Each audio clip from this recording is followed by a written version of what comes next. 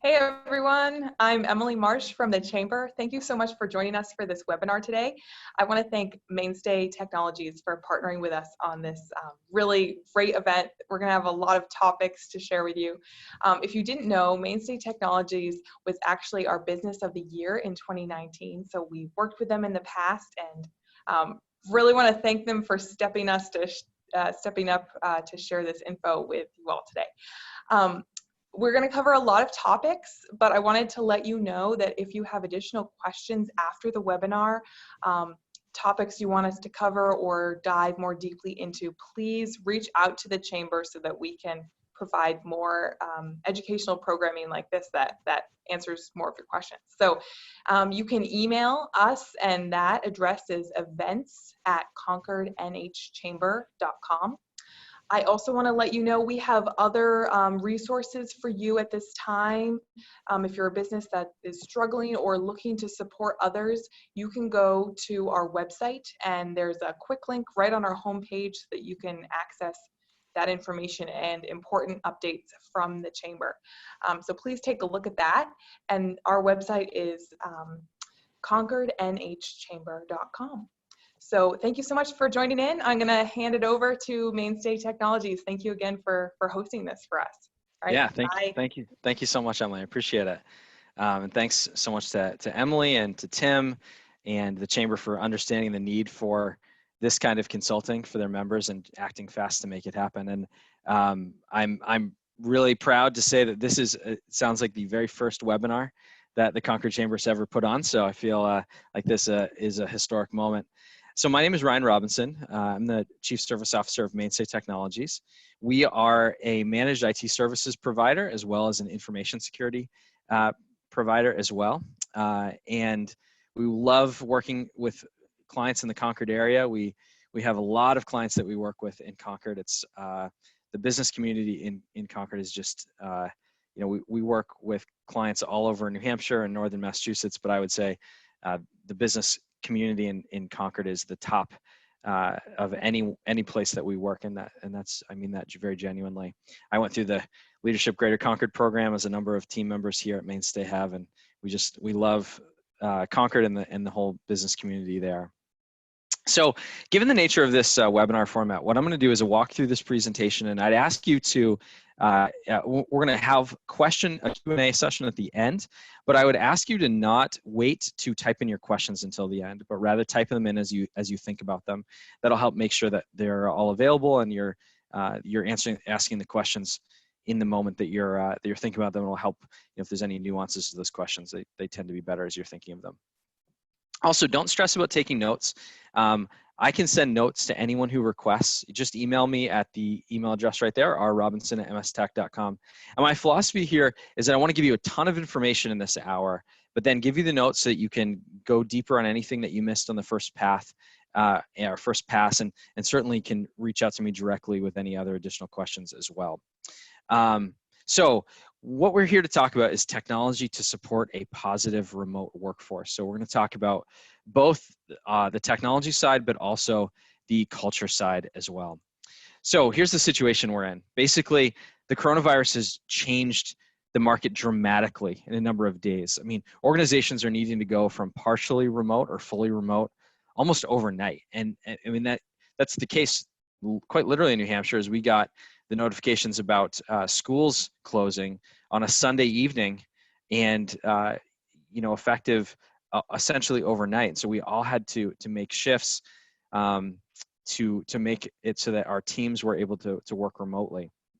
Now, the good news in this is that the market has been step by step moving towards enabling a remote workforce for years, with the proliferation of mobile devices and cloud-hosted infrastructure and applications, increased internet bandwidth, and so on. That puts us all in a much better position to be able to make this pivot. I mean, where would we be had this happened in 1980, right?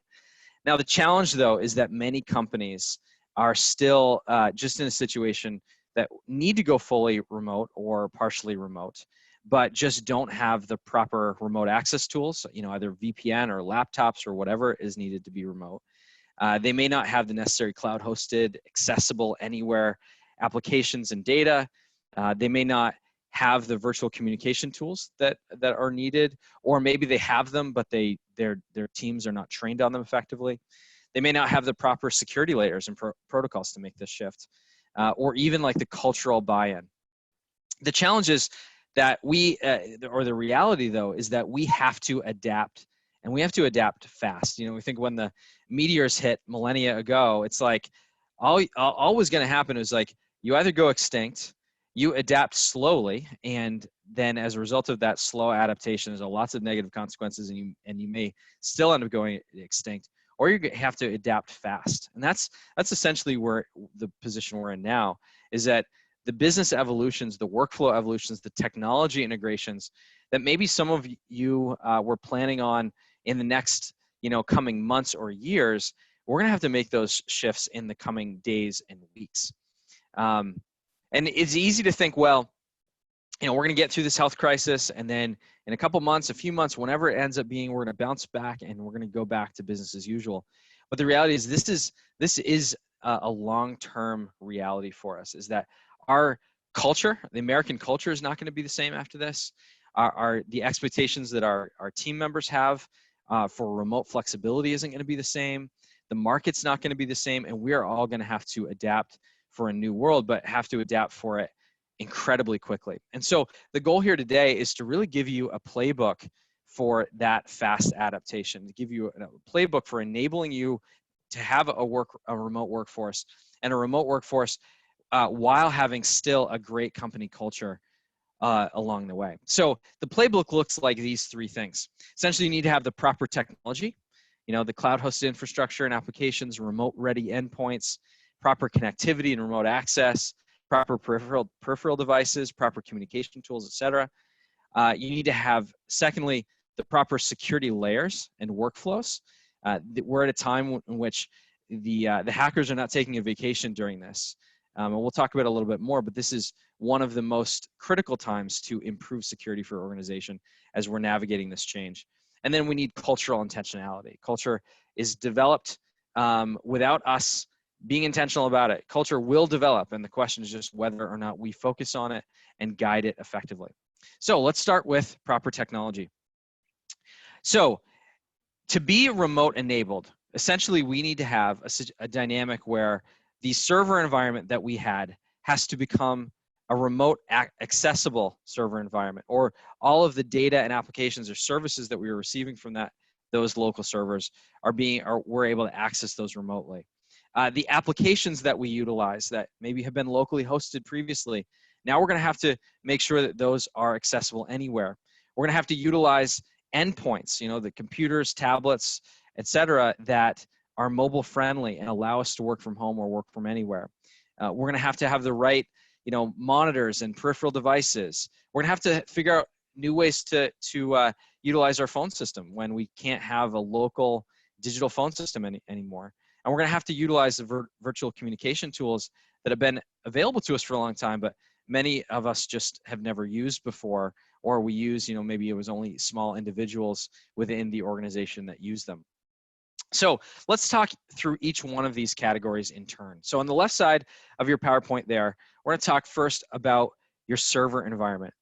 So if most organizations, even today, even with the proliferation of the cloud, most organizations still have a local server environment. They have a physical box that lives in a server room.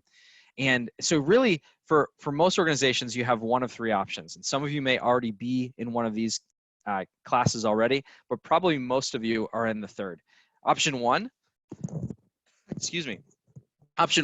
is to move your servers to the cloud, utilize what's called infrastructure as a service. Option two is to move to a serverless environment where you actually no longer need those servers anymore. And then option three is utilize the same local server environment that you've had, but utilize secure remote access for it. So for the first option, cloud-hosted servers, you have two options. Either you need to move your server environment to the private cloud or the public cloud. The cloud just simply means data centers. It's all a cloud is when your information, your data, your applications live in a data center instead of on a local computer or a local server, and you're accessing those resources over the internet. And so those can be hosted either in a private cloud, which essentially are individual data centers, Rackspace being the most commonly known. Or you can utilize the public cloud, which are the cloud data centers utilized by Microsoft, Amazon, and Google. Those are the three big players. Microsoft's Azure platform is what they call theirs, their moniker. AWS, or Amazon Web Services, is Amazon's, and the Google Cloud is Google's. We tend to recommend the public cloud versus the private cloud because it is very highly scalable up or down. The costs tend to be more effective, and you have a lot of control. You don't get any less control in the public cloud as you get in the private cloud. So public cloud options are fantastic. And what that allows you to do is make it so that as long as you have an internet connection, you're able to access your resources. Option two, okay? Option two in the middle column there is to go and become a serverless organization. What that means is you take all of the application hosting requirements, all of the cloud, the services that are provided by your server, whatever those services end up being, and you move those all to the cloud. But you prevent yourself from needing to actually have cloud hosted servers, and you just get rid of servers altogether. So there's three categories that you need to kind of move into at minimum in order to do that. The first is you need to move your applications, migrate your applications from locally hosted applications to cloud hosted applications.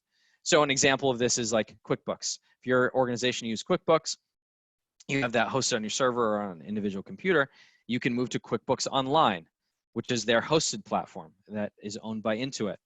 Now, some people object, particularly with QuickBooks Online, because there are some differences in functionality, and that is a very legitimate concern. However, this shift may just force organizations' hands in making that shift, and sometimes the 5% functionality decrease that you may get through going to one of those platforms may be well worth the amount of flexibility and freedom and cost savings that you get. QuickBooks Online, by the way, as a side note, is improving all the time, and I've heard from plenty of clients that actually prefer QuickBooks Online. Not always, but that some do. But you can go and look at each of the applications that you utilize in your business, whether they are core line of business applications you use, or sort of like more peripheral applications, and then you can look and say, what do I have to have locally hosted, and what can I simply outsource, to the vendor themselves. Second option or second category is the file hosting side. So most organizations will have on their local server a file server in which they are, you open up your Windows Explorer box and you open up your C drive or your My Documents, or have a Z drive or some sort of shared folder that you're pulling files from the server itself. But there are plenty of cloud-hosted versions or options there, among which are Microsoft's OneDrive solution, Dropbox for Business, ShareFile, and many others. Microsoft OneDrive is pretty fantastic in the sense that it's improving all the time, and also may be included in the licensing you're already paying if you are in the Microsoft ecosphere already. Third category is account management.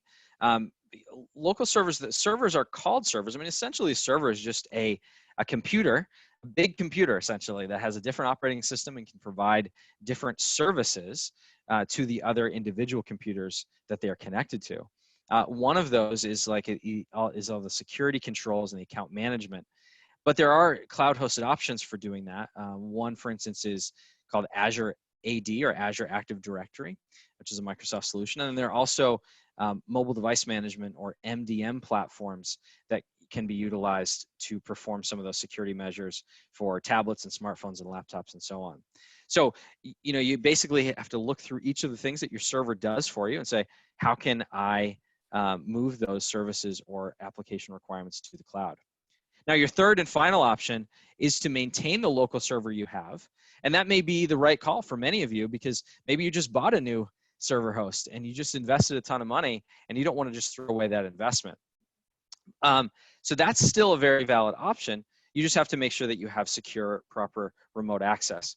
So there's two main options for secure remote access. One is VPN, or Virtual Private Network.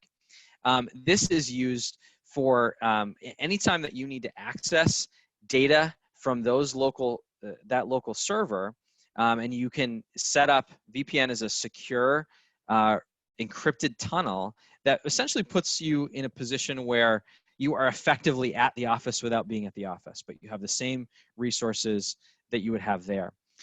There's a second option as well, which is called remote desktop services. This is for users that, let's say, need to remote in, not just to the server and get data from the server, but actually need to remote in and control remotely their desktop computer that's at the office. This is a less ideal option for a number of reasons, for bandwidth reasons. There's a number of challenges with remote desktop, but it sometimes is necessary and can be utilized very effectively. You can utilize LogMeIn for this, or ConnectWise has a solution called Screen Connect that can also be used for remote desktop services. But the key in both of these situations is that you need to utilize multi-factor authentication when you log in remotely, either using VPN or remote desktop services. And we'll talk more about multi-factor authentication in a few minutes, but essentially means that you have to have a secondary form of authentication, not just a password alone, in order to access these network resources. All right, next let's talk about mobile-friendly endpoints. So in a word, this means you need to get laptops. What we encourage you to do is to work with your IT partner to ensure that laptops have a few core things, or are a few core things. First, they should be business class laptops, not like the kind of laptops you get down at Best Buy or Staples. They should have solid chassis, have proper ports for the needs of your individual users. They should not have adware or bloatware, and all of these things are kind of encapsulated in that idea of business class machines. If you go into Dell.com or HP.com, you can actually see the computers separated between those two classes. The computer should also have proper warranties. 3 years is typically an industry standard, and the reason is that your laptop is your most important tool if you are working on that computer all day long or most of the day. If you're in manufacturing, there may be certain people within your organization where their primary tool is something else. But for many of us, the computers are number one tool. And so we need to have proper warranties that can ensure we're back up individually and can keep doing whatever we need to do to stay effective and efficient. And then you should also make sure that you have spare machines. So the industry standards, you should have 3 to 5% of your fleet be backup machines. So in other words, if you have 100 computers in your environment, 3 to 5 of those should be spare machines that you can deliver to a remote employee very, very quickly. And especially if you still live locally, these are things where you can still bring them to an individual staff member, even if they, even if you don't want to ship it to them. Now, I say all this, right? Say you need to move to mobile-friendly devices, but I say that in the worst time to tell you that, because currently the demand is very high for these devices, and also the supply chains are weak because of the coronavirus and all of the supply chain challenges. So, if you find yourself in a position where you've already reached out to IT, tried to get these laptops ordered, and they're not going to get to you in time, or you can't get them at all for whatever reason, I want to share a few alternative options. First option is you could bring your office desktop home.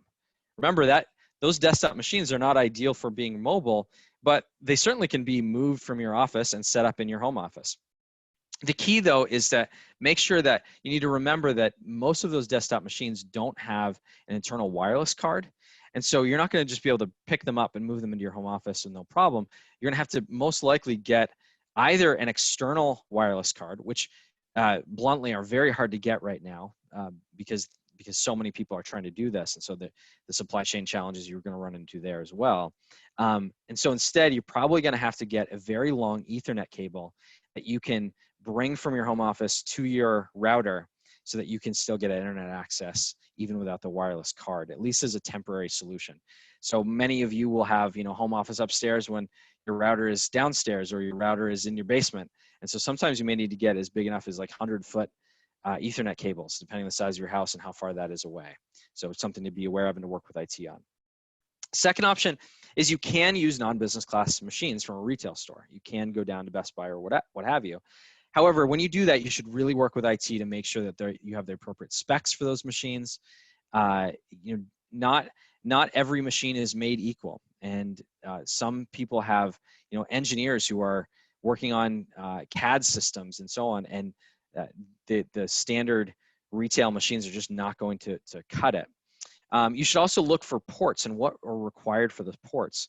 So if you have, multiple monitors, if you have additional peripheral devices, you may need to have multiple USB ports and all of that.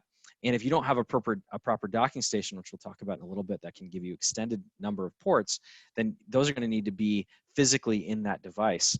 And many laptops in today's day and age, my laptop, for instance, doesn't have a single USB port on it. So I have to have a docking station. And so you want to make sure that you have the right ports or the proper docking station to extend those ports. You also need to get the right video card. There are some applications that have, higher rendering requirements, or they have integrations within the line of business application where if you don't have an appropriate video card, the application won't work at all, or it won't render appropriately, and so on. And that's an easy thing to overlook. Most people tend to look and think, okay, what's the processor? What's the amount of memory I should have? And don't think about the video card. Warranty length and coverage, as I had mentioned before. And look at your return policy too, because you may work with IT and they may give you the wrong directive and you find that you didn't get the right machine after all. And you want to be able to make sure that you can bring back those machines and don't have a bunch of wasted money. So find out what those return policies are first. Third option is using a home computer. Now, I say that as an option in air quotes only, because in reality, you should not be using home computers except in the most dire circumstances. If for whatever reason you have to use a home computer, you need to make sure that it's managed and monitored by IT. So it needs to have appropriate monitoring software on it. It should have centrally managed antivirus, probably centrally managed web and URL filtering as well. And also, that should not be shared while you are using it for work purposes. It should not be shared with any non-employees. So it shouldn't be utilized by your teenage son or your husband or your wife or whatever. It should stay specific to those business cases until you're able to get that work laptop in. Okay, let's talk about peripheral devices. When you're at the home at the office, it may be easy to go down to the IT closet and grab whatever you want, but when you move to a home office, that becomes more challenging. You need to give it some more forethought. So first on the dock, and I'm only going to talk about two here. The first is docking stations that I mentioned before. If you look at your screen, you'll see that right underneath the computer monitor, there's a little black box with an arrow pointing to it. That's what a modern docking station looks like. It's a small black box. It basically is the size and shape of a small external hard drive. And what that will provide for you is a few things. One, it'll provide multiple ports so that you can utilize that for additional USB ports and so on. It'll provide multiple monitor outlets. So you can utilize, if you, let's say you have two external monitors, and one of them is VGA and one of them is HDMI, they'll both be able to plug into that docking station. And then lastly, it can also provide power to your laptop. So with one cord, you can plug in that one cord from the docking station into your laptop. It'll give you power as well as all of those additional port requirements and attach all the additional peripheral devices. That becomes especially important if you're using, a wireless mouse and keyboard, and you have a printer that has a USB port on it. All of that. Docking stations cost about $150, but are pretty essential for a home office or a remote office of any kind, really. Second category are printers, copiers, and scanners. Now, printers and copiers and scanners, ultimately I want to encourage you to avoid these like the plague. This is your moment. This is your chance. If you have been moving towards trying to be a paperless office for a long time and just never had the internal will to make it happen, this is an incredible opportunity to really push that change, and no one's going to begrudge you on it right now. However, I realize that there are times where for the nature of someone's job, it just makes that an impossibility. And so if that's the case, make sure that you don't skimp on cost on those printers, copiers, or scanners, because you will spend more money and time on wasted time, wasted IT support costs, frustration for your users, paper, ink, toner, you name it. And so if someone needs like a printer, copier, and scanner, make sure you get them a good one. You know, in the past, people have had them on their desk and they could go and use the network printer. If, you know, theirs wasn't working, well, that's not going to be an option anymore. So it's really well worth the investment here. And usually the difference between something quality and not quality is the difference between 50, $100. And so it's typically worth it. Okay, let's talk about communication tools. I wouldn't be surprised if many of you on this webinar right now came here specifically to learn about video conferencing and how you can communicate better. And you know, we're talking about culture here too, and technology and culture really move hand in hand in this way. In order to improve the culture of your remote workforce, you need to improve the quality of the communication tools. So I want to talk about two main categories here. Well, actually, I'm going to talk about four categories, but they can all be sort of combined into two. Okay, so the first category is phones. Over time, you know, phones have evolved over the years from the old copper lines, right, to on-premise digital phone systems. In recent years, we've seen an uptick in organizations using VoIP or voice over IP, which is where you essentially get your phone line over the internet. And then really recently, we've seen the development of really the ideal model, which is called unified communications. Unified communications is where you have all of your communication done, you know, whether it be instant messaging, screen sharing, video sharing, phones, you name it, all on a single platform or on multiple platforms that are all integrated together. And so that's really, when you want to enable a remote workforce, the ideal is to move more and more towards unified communication. But your best two options for phones in particular at the moment are cloud-hosted VoIP, cloud-hosted voice over IP, or a unified communication service. So cloud-hosted VoIP, many of you probably already utilize this. And if you do, you may be able to take the physical devices, the physical phones that you have, and simply unplug them and then bring them to a home office and then plug them back in, and they will work in the same way, because all of the hosting, all of the call trees, all of that is already built. It's on the cloud and you're just accessing it over the internet. So as long as you have internet, you're good to go. The other option, if you use cloud-hosted VoIP, is to start utilizing soft phones instead of hard phones. And soft phones, the difference is not just that, you know, it's not that soft phones are just made of the same thing, but made of softer material. Soft phones indicates that you're using a software-based phone. So instead of having a physical phone where you have a keypad, for instance, you have a software application on your computer, and you dial in the numbers using that software on your computer. And if you think about it, you know, all physical phones now, especially if they're VoIP phones, they're all computers anyway, right? Like all hard phones are computers that have a different shape than your laptop. And so in a way, it's much better to utilize your higher end computer, your laptop, than it is to use those physical phones anyway. Now, I can tell you, we've worked with a lot of organizations to move them towards soft phones over the years. And what I can tell you is that there's oftentimes, it's a daunting mental shift to think of moving to soft phones because people are so used to physically grabbing those things. But in reality and in practice, when you actually make the move, it's a very easy practical shift. Once someone has utilized a soft phone for 30 seconds, they tend to pick it up really quickly. The main shift that you have to make is going from using a physical handset, right, that you hold up to your ear, to utilizing a headset like the one I'm wearing right now. But again, most of the time, once people have used a headset for a very brief time, they like it better. And in fact, they tend to like it more because you can have audio going into both ears instead of just one if you're holding a headset. You can have that audio projecting back into your ears more effectively. And you have all kinds of options in that, like a lot of modern headsets, for instance, if you move up the receiver, it will automatically mute the headset so that if you have to sneeze or cough, then it will automatically be muted and you don't have to search for the mute button or something like that. So again, most people, once they switch to headsets, actually really like it. Okay, your second option here under this left phones category is moving to unified communications that I had mentioned before, which is where you have all of your communication platforms, including phones, all in the same system. The best example we've seen of unified communications up to this point is Microsoft Teams. Teams will allow you to do all of your video conferencing, screen sharing, the whole 9 yards, all through a single application. And your costs tend to go down in this rather than utilizing a phone service and utilizing all these tools separately and paying for them all separately.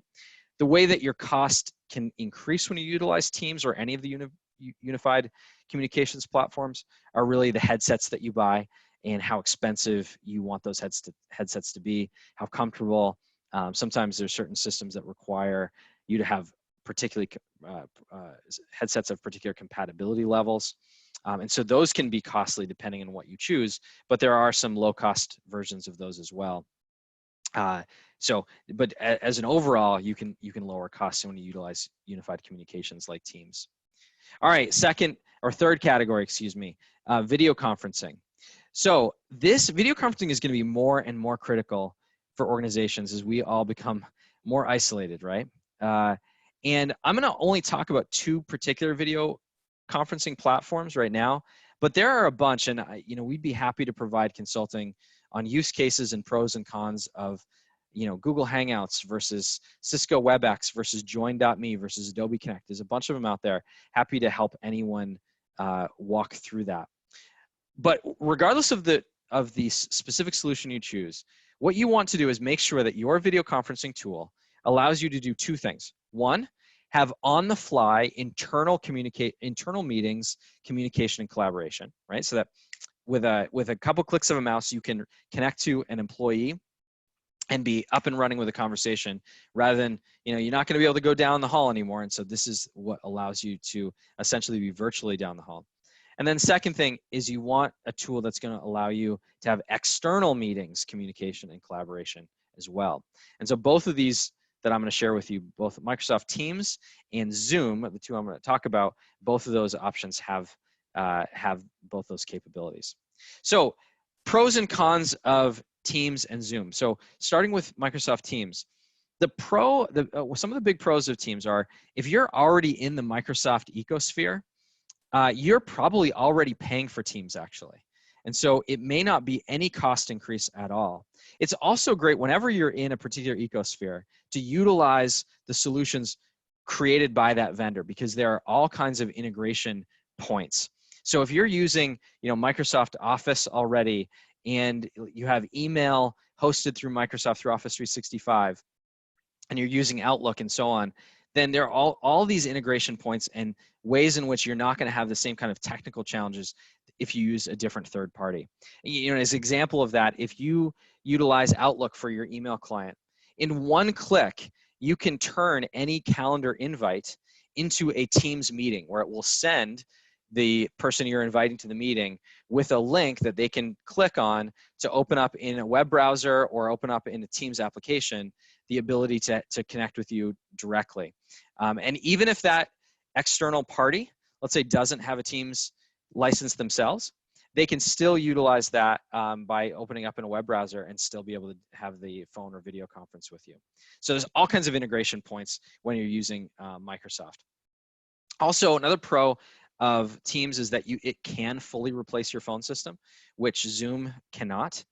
The key to note here, and the important caveat, is that you're not going to be able to tomorrow replace your phone system in the sense of creating all the same call trees and really one-to-one moving your phone system like overnight if you need to move from today to tomorrow, moving to a fully remote phone system. However, there is a down and dirty process that we can help our organizations with where they can basically do it overnight, where you essentially, you take your business phone number, you redirect it to Teams, you get licenses just for the people in the organization who answer phones, and then Teams will actually will allow them to forward those calls to individual Teams cell phone numbers too. And so you can basically overnight move your phone system to Teams and be up and running, and then take a little more extra time to make sure that you integrate the whole solution. Another pro of Teams is that it integrates really well with other applications. So if you're using SurveyMonkey or Salesforce or MailChimp, and many others, there's a lot of quality integration there.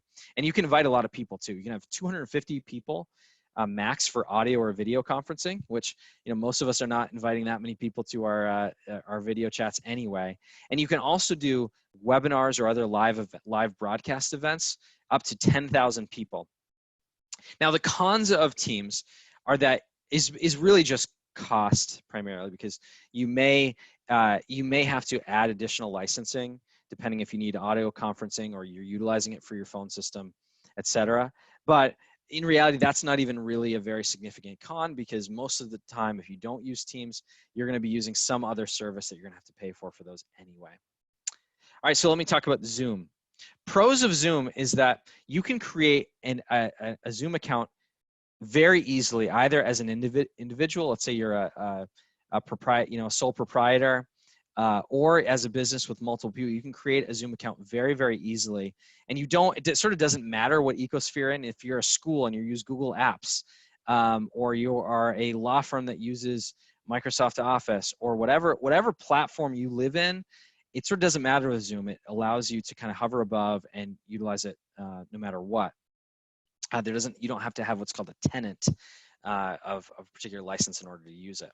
Also, Zoom has been an industry leader for a while, and they've just built a great, user-friendly, solid system, and that's very reliable. One of the things that Zoom does well, for instance, is it has appropriate bandwidth throttling. So if let's say you have 3 different people utilizing it, it will very effectively calibrate how much pixelization it should allow in order to keep the video chat going and not have there be downtime or lag, whereas some of the other services don't do that as well. I think Teams also does that really well, but Zoom is sort of an industry leader in that. So you have fewer opportunities for hangups and that kind of thing. Also, Zoom tends to be better natively built for webinars. I mean, we're using Zoom today for this webinar.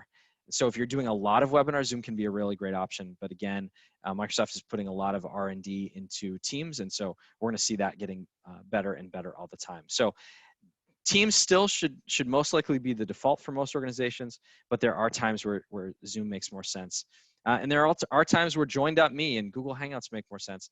It really depends on the nature of your organization, and happy to connect with anyone further, depending on what options they're already using or what options they're interested in considering.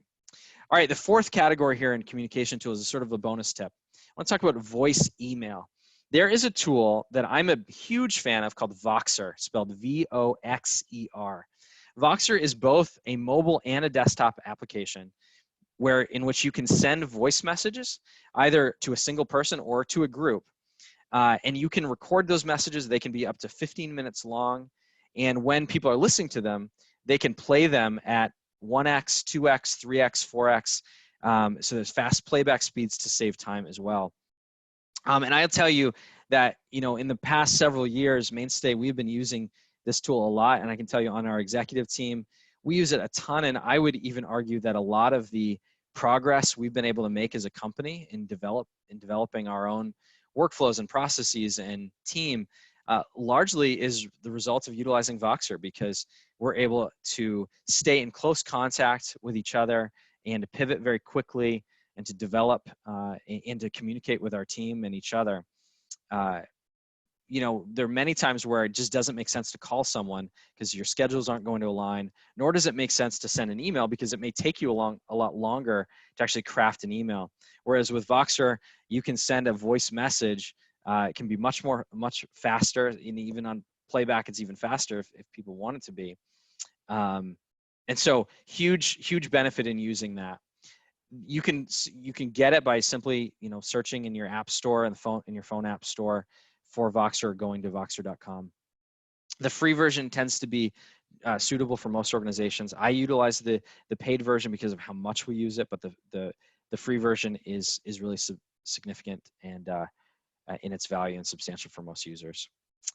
Okay, now once you have the proper technology, that's going to help your culture, right? That's going to help if you can communicate effectively with one another, you can communicate effectively with your team and with your clients.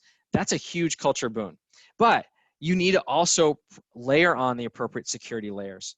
And right now we are living in a challenging time in which we have multiple security threats all converging right at the same moment. First is organizations are becoming, as they make this move to remote workforces, they're getting faster and they're becoming faster and looser with security. You know, if you need to change rapidly, it's sort of like, well, we got to get there, and security is just going to have to take a back seat for a while. Also, you have individuals who are much more likely now to fall for social engineering tricks when they're in a new environment, they're navigating change, they're stressed, both about what's going on at work, what's going on at home, what's going on in the world. And then you have home networks now that are typically don't have the same security layers as the business networks had. And you're putting all of those in the soup and mixing it together in a bowl. And guess who is not missing this opportunity? It's the hackers. They are not taking a break or a vacation in any of this. And they are leveraging all of these threats all at the same time. And we're seeing small businesses getting hit every day. And we've been seeing security breaches continue over years now, but we're seeing a massive uptick over the last couple of weeks because of these factors. So I want to share with you some key security tips. First of all, utilize multi-factor authentication. Multi-factor authentication, for those of you not aware of what that means, it means that you have to have a secondary or even a tertiary factor of authentication or form of authentication in order to gain access to sensitive data or an account or what have you. So in other words, instead of just being able to put a password, which is something that you may know, you also have to put in something that you either physically have or something that you physically are. So the most common example of this are, you log into your bank account, you put in your password, and the bank requires you to enter a secondary code that gets sent to your smartphone.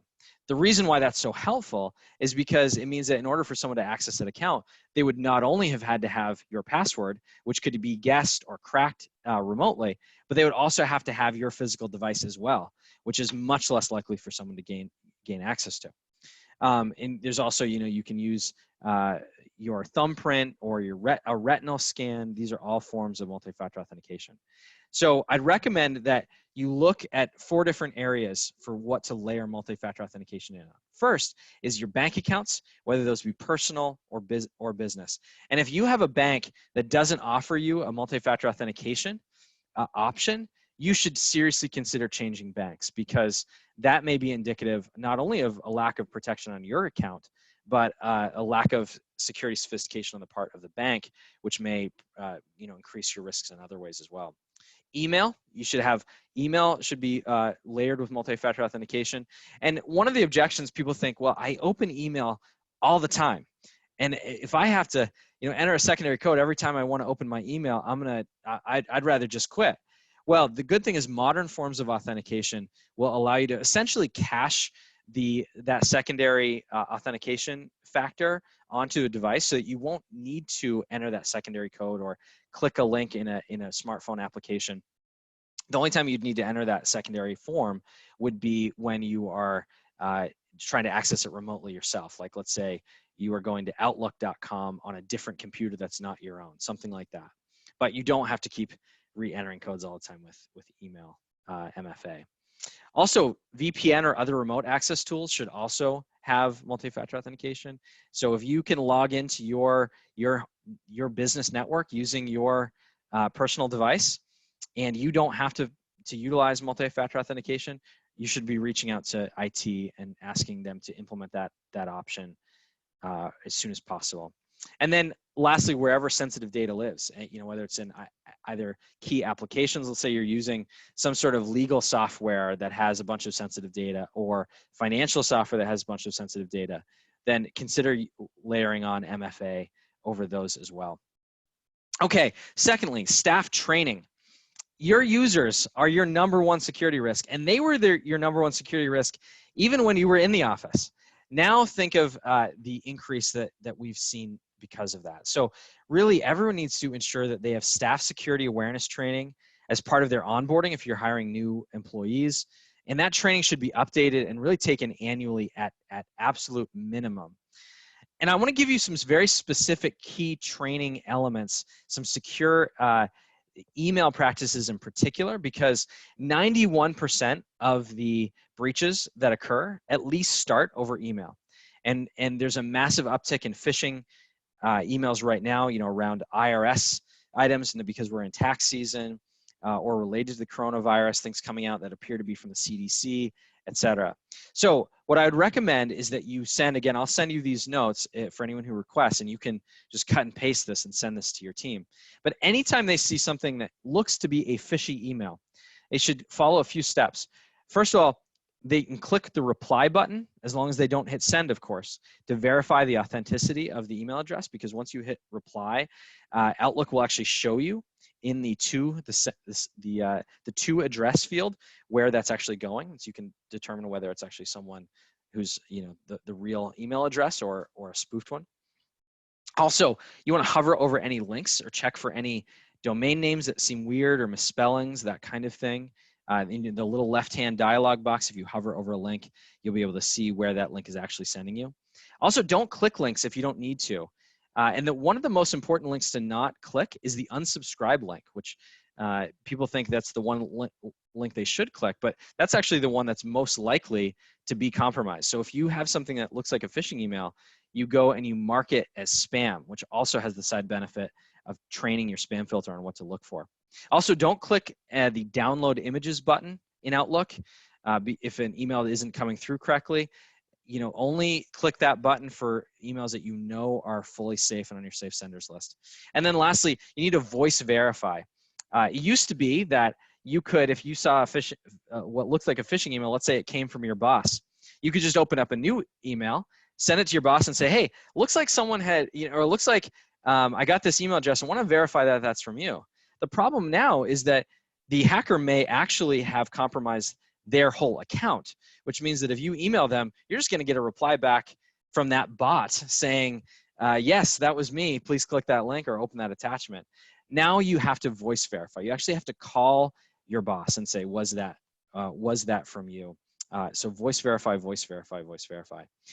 Lastly, you need to establish an information security program for your organization. I mean, ultimately, it's easy to think that the way to be secure is to train staff and have proper security layers.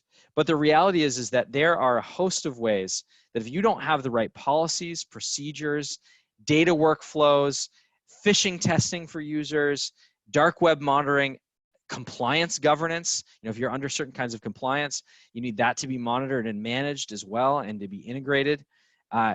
And that all of those elements are part of what it means to have a solid information security program.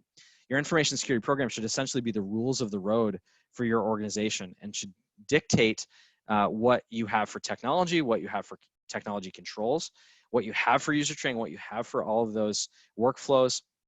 And so implementing an information security program is really critical. And I think now more than ever, because we're having to change as organizations so many workflows, and so we need even more intentionality around that more than ever before. Last note on that is, remember that IT cannot develop an information security program. Those elements are not in the purview of IT, and developing an information security program requires a totally different skill set, different experience level, different business level acumen, a different understanding of the data, all kinds of things that really are not in the purview of IT. Mainstay we're thankful and fortunate to be one of those rare providers where we both do managed IT services, but then we also have a fully dedicated information security program.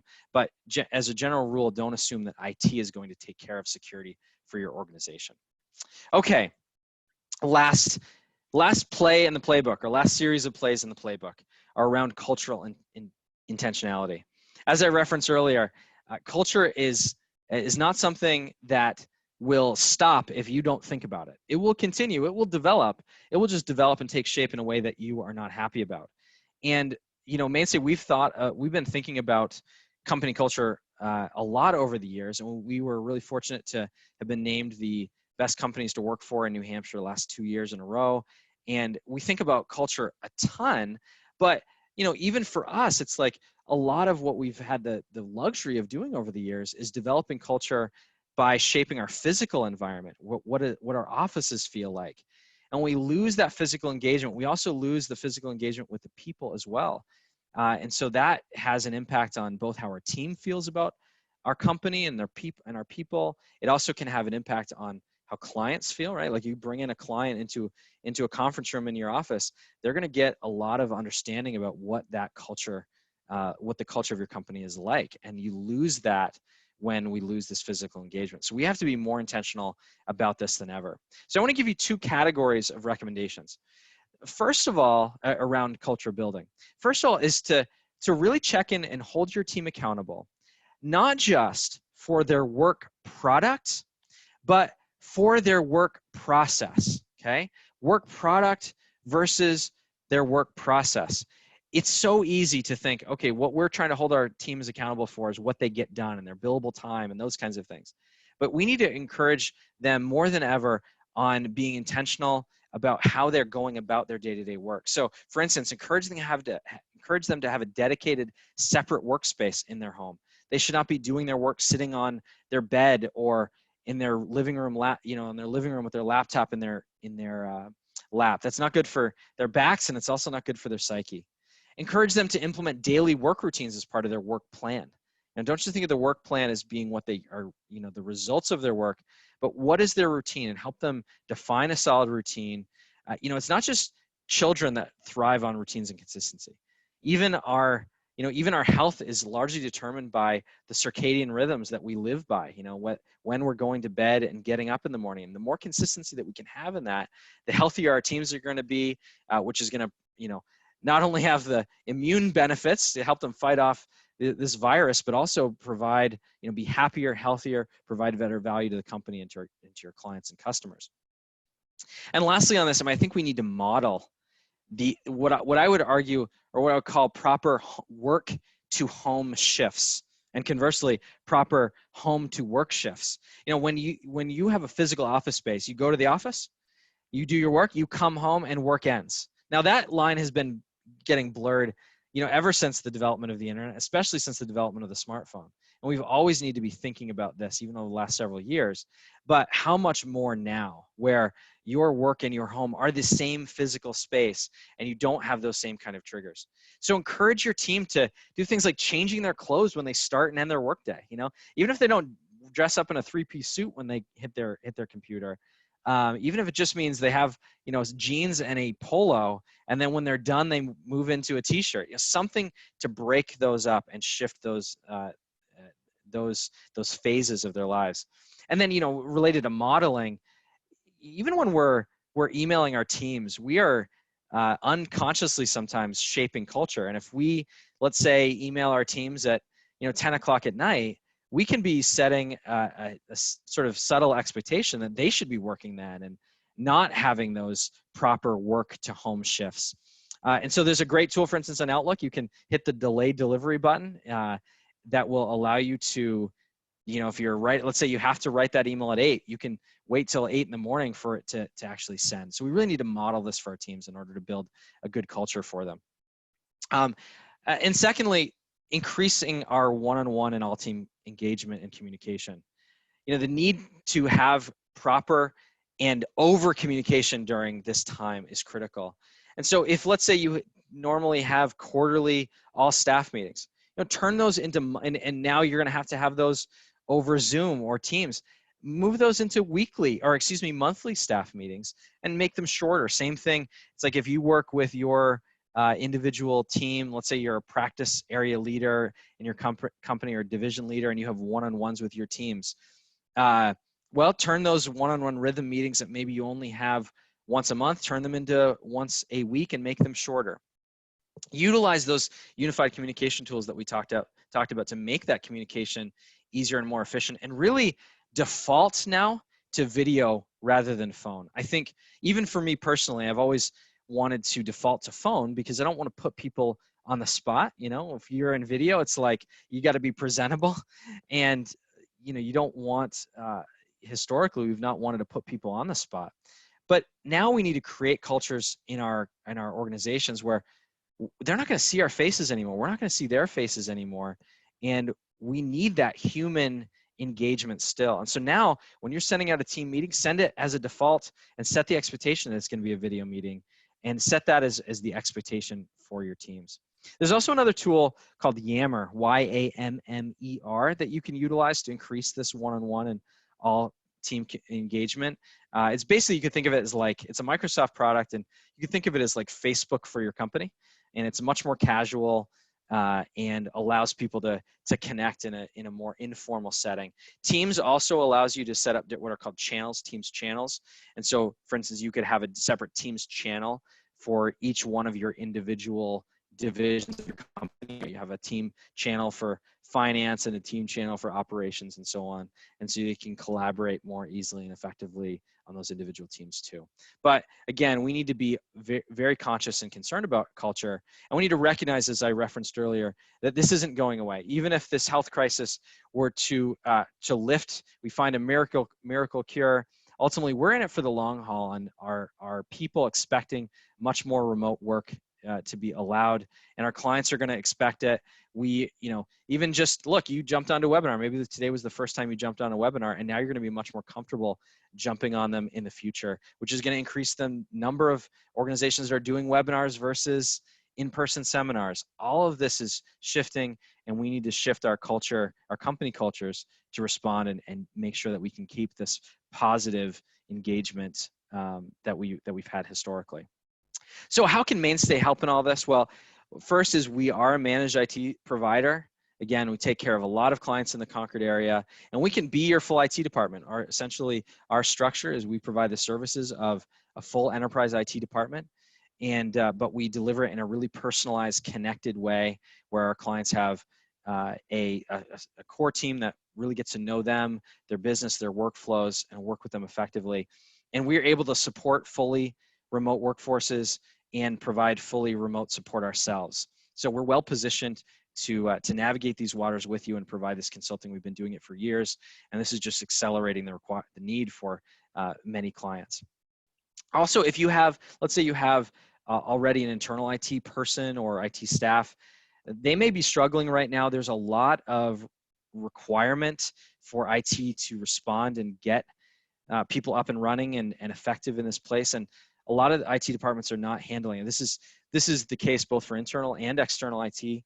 And when times are good and the economy's going great, it's easy to be more patient with that, right? It's easy to kind of recognize that you have ineffectual IT, but just put up with it. But the times are changing, and now, I mean, there are companies all over New Hampshire that are laying off people because of this horrible situation, and they're going to have to pivot and respond and be able to support their team members really effectively, support their clients really effectively.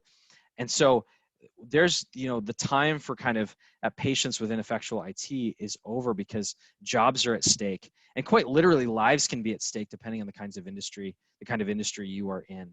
So, if you need additional support, either comprehensive support or supplemental, we can provide that. As I mentioned, we also are a managed information security services team.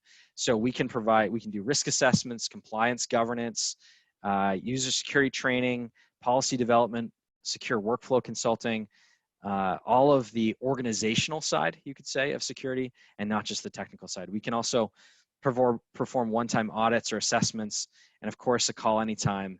We're always available to connect. And we're not a sales, I mean, many of you on this call know Mainstay well. We're not a sales-driven organization. We don't have any paid staff, paid or salespeople paid in commission or bonuses or anything like that.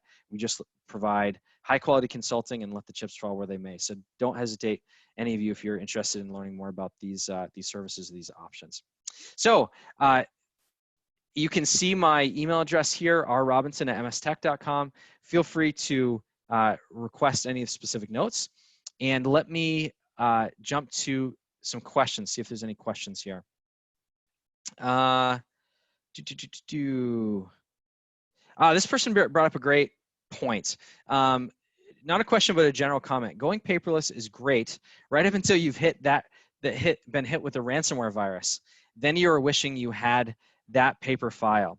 Now, that is a great point and very true. And this is why it's not just enough to digitize, but you have to also have the right security protocols in place to help mitigate the risk of those kinds of ransomware events and so on.